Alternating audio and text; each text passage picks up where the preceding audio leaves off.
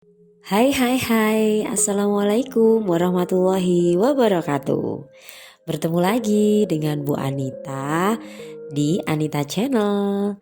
Kali ini untuk mapel dasar desain komunikasi visual kelas 10 SMK program keahlian DKV di semester Gasal.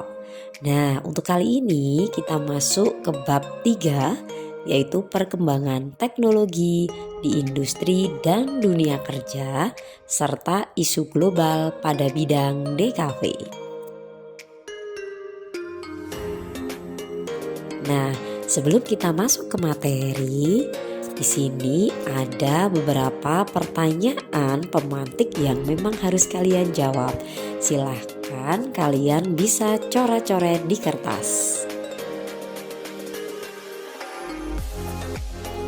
Untuk capaian pembelajaran kali ini, pada akhir fase E, kalian diharapkan mampu menjelaskan perkembangan proses produksi industri ekonomi kreatif mulai dari teknologi konvensional sampai dengan teknologi modern industri 4.0, Internet of Things, teknologi digital dalam dunia industri, isu pemanasan global, perubahan iklim, aspek-aspek ketenaga kerjaan, life cycle produk industri, sampai dengan reuse, recycling produk. Adapun tujuan pembelajarannya, kalian diharapkan mampu menjelaskan perkembangan teknologi desain komunikasi visual. Kemudian, kalian juga diharapkan mampu menjelaskan DKV dalam industri 4.0 dan society 5.0. Yang terakhir, kalian diharapkan mampu menjelaskan konsep industri hijau atau green industry. Nah, sekarang kita simak peta konsep materi perkembangan teknologi di industri dan dunia kerja serta isu global pada bidang DKV. Di sini ada 5 poin penting untuk materi yang harus kalian cermati. Yang pertama yaitu perkembangan proses produksi industri kreatif. Kemudian yang kedua, desain komunikasi visual dalam industri 4.0. 3. Teknologi digital dalam DKV. 4. DKV di era kemajuan teknologi industri. Yang kelima, konsep industri hijau. Nah, yang terakhir nih ada satu project based learning, yaitu kalian nanti ada penugasan dalam bentuk project, yaitu membuat sebuah poster. Kita simak yuk materinya seperti apa.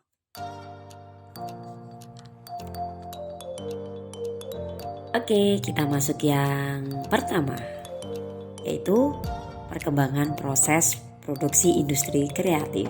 Kita buka.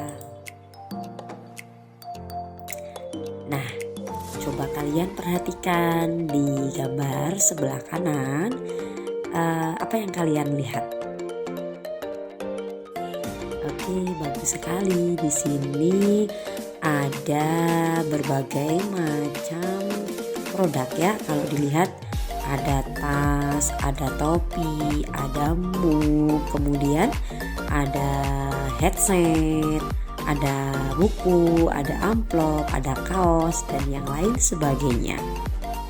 Nah, ternyata ini adalah produk-produk merchandise dan ini adalah produk dari industri kreatif yang ada di Indonesia. Nah, selanjutnya kita lihat DKV itu mempunyai peranan penting seperti apa. Ternyata untuk DKV itu mempunyai dampak yang luar biasa terhadap subsektor ekonomi kreatif di Indonesia. Nah, contohnya adalah sebuah karya-karya yang ini ya, misalnya saat ini yang sedang trending nih, seperti YouTuber, perfilman, fotografi, periklanan, dan selebgram. Kita lihat selanjutnya. Nah, industri kreatif itu merupakan awal dari aktivitas ekonomi yang berkaitan dengan penciptaan atau penggunaan pengetahuan pengetahuan dan informasi teknologi. Industri kreatif juga sering disebut dengan nama lain, yaitu industri budaya atau juga ekonomi kreatif. Menurut Hawkins, ekonomi kreatif itu terdiri dari periklanan, arsitektur, seni, kerajinan, desain, fashion, film, musik, seni pertunjukan, penerbitan, penelitian, dan pengembangan, perangkat lunak, mainan dan permainan televisi dan radio, dan permainan video. Muncul pula definisi yang berbeda-beda mengenai sektor ini. Namun, sejauh ini penjelasan Hawkins masih belum diakui secara internasional. Nah, industri kreatif itu memiliki manfaat yang ternyata lumayan banyak nih. Yang pertama, dapat menumbuhkan kreativitas. 2. Menghasilkan inovasi produk-produk yang baru. 3. Menciptakan ide-ide yang baru. Industri kreatif ini dapat menjadi alternatif lain sebagai perkembangan industri saat ini di Indonesia, khususnya pada bidang desain komunikasi visual.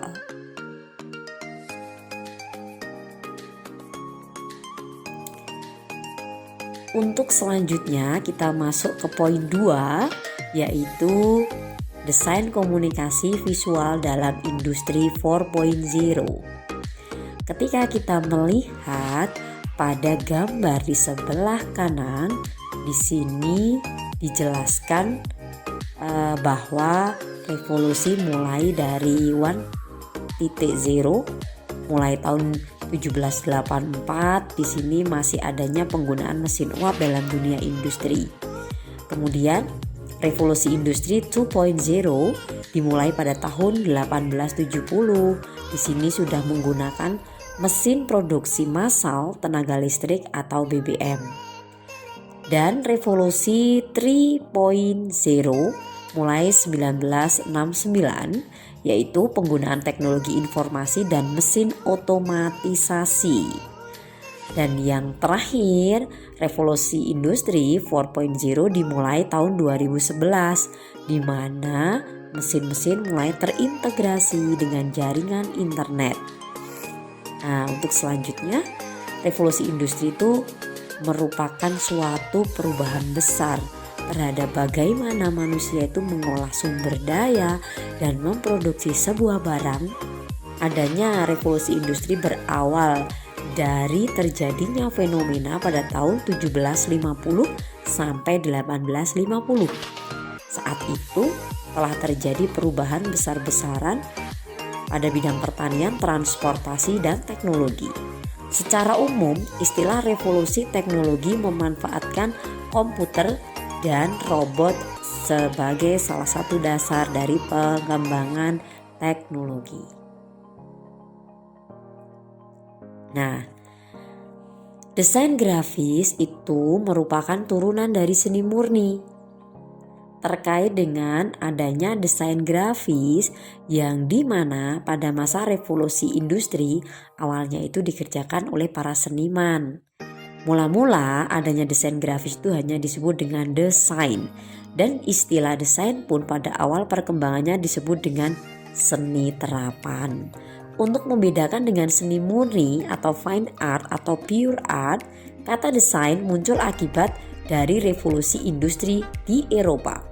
Pada awal abad ke-20, istilah desain grafis baru mulai dipopulerkan.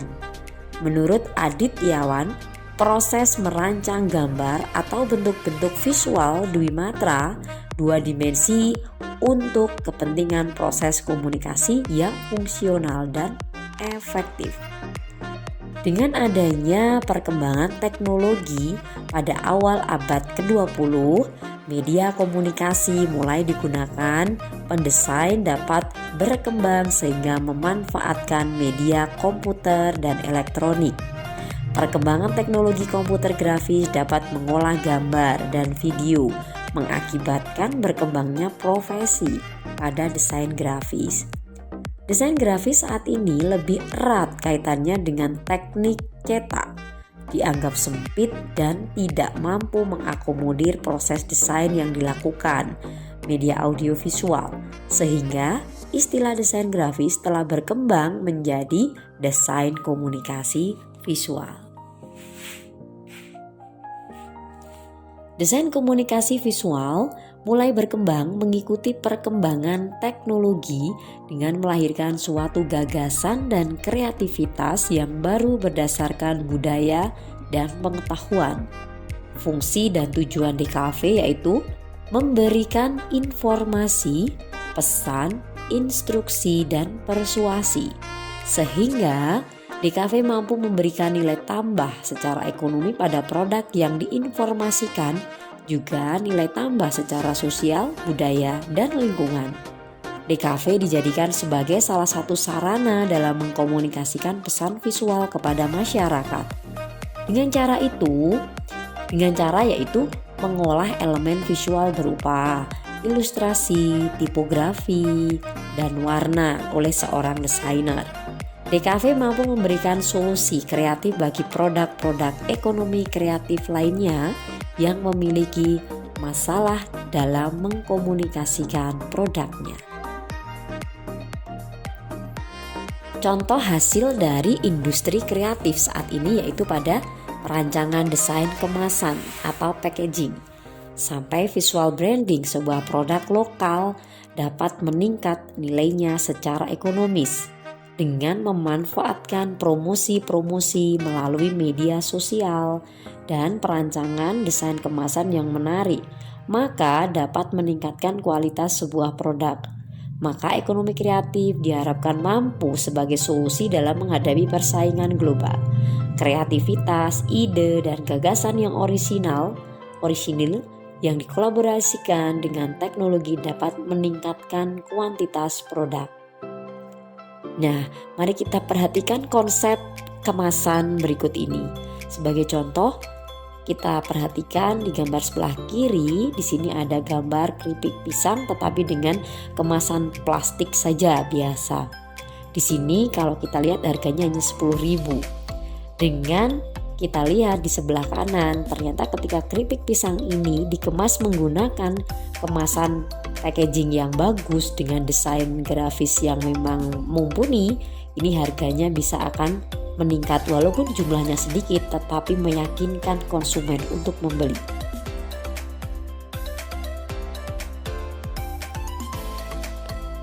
Nah, ini masih dengan konsep yang sama ya. Jadi intinya ke desain packaging. Intinya bahwa di sini dengan adanya desain yang bagus itu akan meningkatkan value seperti itu. Ini juga konsep packaging kopi. Ya, untuk konsep packaging itu kalau misalnya hanya di plastik biasa harganya paling 12.000, tetapi ketika sudah dikonsep dengan desain yang menarik oleh desainer, maka harganya akan jauh lebih tinggi seperti itu. Kita ke subbab yang ketiga, teknologi digital dalam DKV. Nah, kemajuan teknologi digital yang kemudian menggantikan teknologi analog dan manual sehingga menghasilkan proses produksi yang lebih efisien dan bermutu tinggi.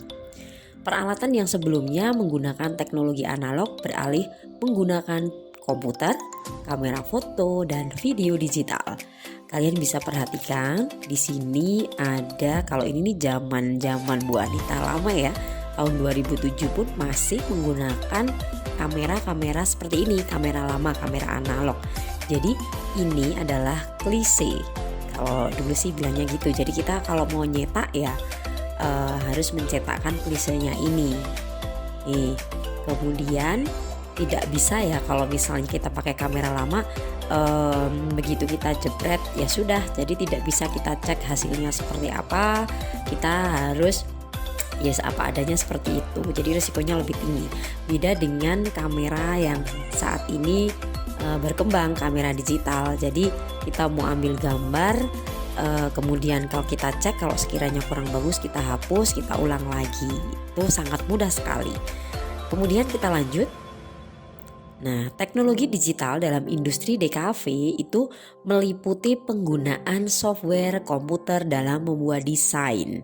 Sebelum berkembangnya komputer, gambar itu masih dibuat secara manual, masih memulai dari proses sketsa sampai finishing.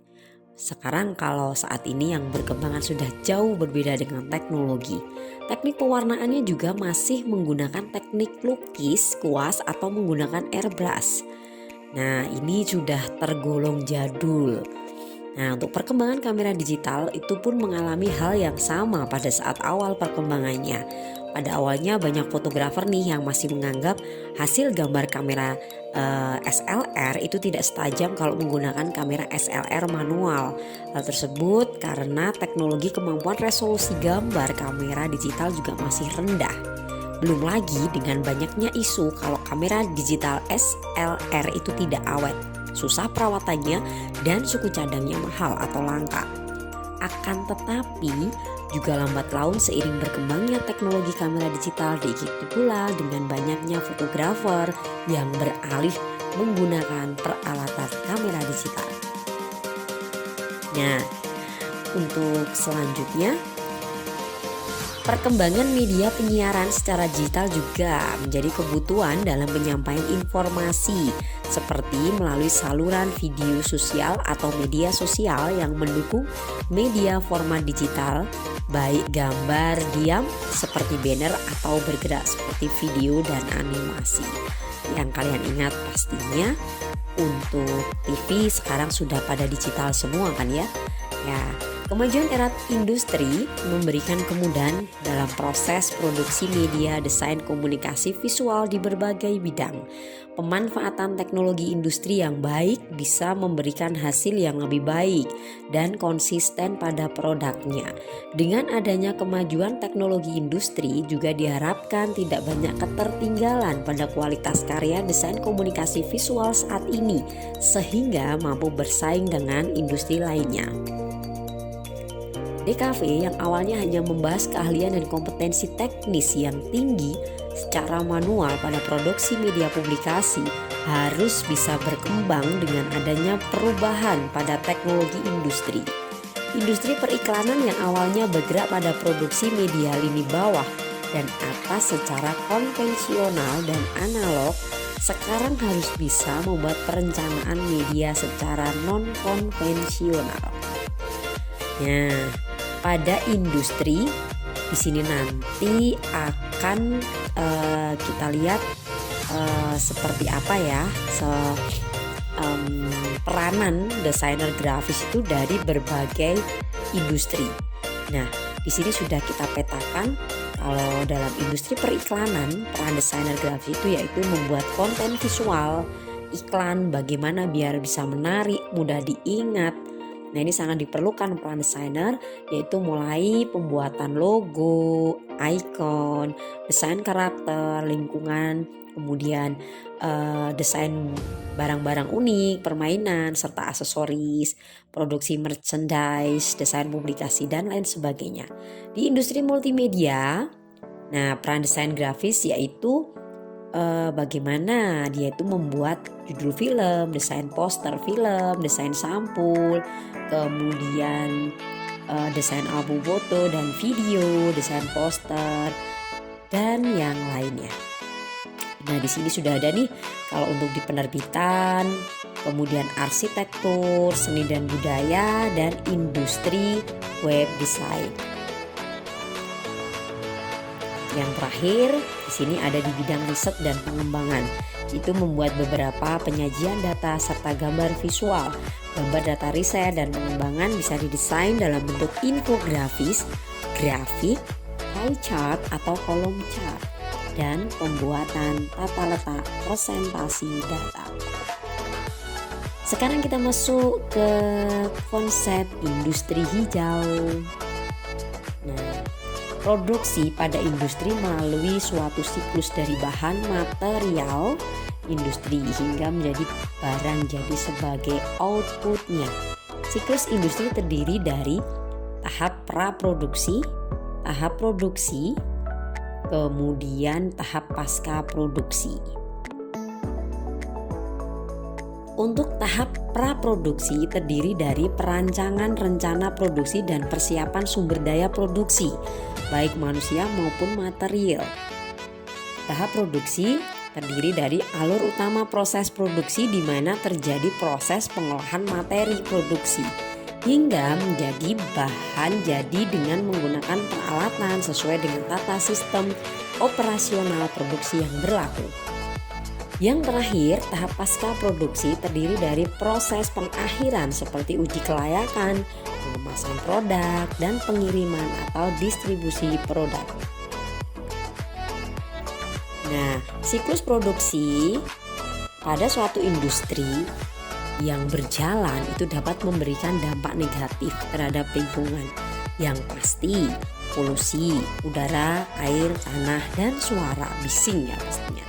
Kemudian eksploitasi sumber alam yang berujung pada kerusakan dan habisnya sumber alam. Yang ketiga, limbah sisa proses produksi. Limbah bisa dibagi pada cair, gas, dan yang berbahaya. Yang terakhir, sampah sisa produk yang tidak bisa digunakan atau diguna ulang atau didaur ulang secara alami. Nah, konsep industri hijau berupaya memperhatikan proses produksi secara maksimal pada efisiensi dan efektivitas sumber daya yang berkelanjutan, sustainable resources, sehingga fungsi lingkungan hidup dapat terjaga kelestariannya dan bermanfaat bagi masyarakat. Semua upaya industri hijau tersebut dilakukan sejak tahap praproduksi hingga pasca produksi.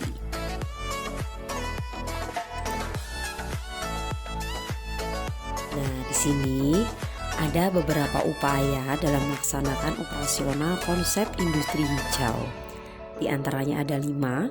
Yang pertama, bahan baku diupayakan dari bahan baku yang dapat diperbaharui, renewable resources, sehingga tidak merusak lingkungan.